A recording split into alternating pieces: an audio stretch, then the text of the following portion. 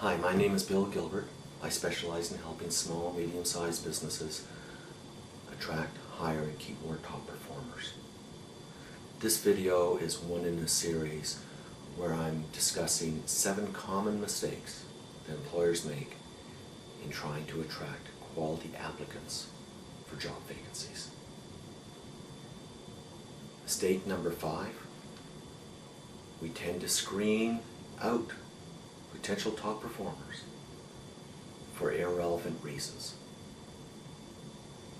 I've heard hiring managers discard applications for reasons such as spelling mistakes and typos. Matter of fact, I've heard some say if there's one typo, one spelling mistake, go straight in the garbage. Others, gaps in employment. Others, they set down some mandatory requirements, perhaps high school education, that either erroneously assume a certain skill base or could be quickly acquired. Let me elaborate on those a little bit, why those are mistakes. Spelling mistakes and typos. If I'm hiring a copy editor, then that's very important.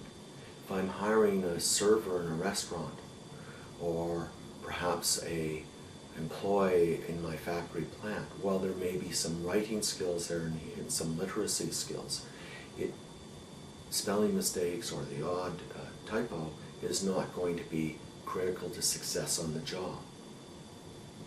And yet, if I throw their application in garbage right away, it doesn't necessarily mean they don't pay attention to detail. It may mean they're not skilled in that area, but who cares?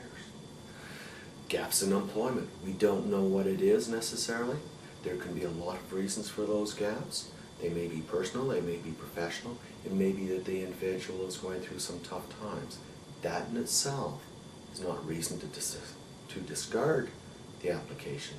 It is reason to probe further to see whether it's going to impact on their ability to be a top performer for you. The mandatory requirements, grade 12 education is one I see often, or high school education here in Ontario. And the employer may say, well, it shows a certain level of literacy. Does it? I can introduce you to people with grade 9 education who have written books that are being widely well received. I can also introduce you to professors at universities and colleges that will tell you that a high school education by no means assures that there is literacy, that many of their students cannot put together a sentence, nevertheless a paragraph. So if I want them to be able to write, is it not better perhaps to test them on those skills than it is to automatically throw out their application if they don't have a high school education? I may also put in other factors that are not critical to the overall success in the job.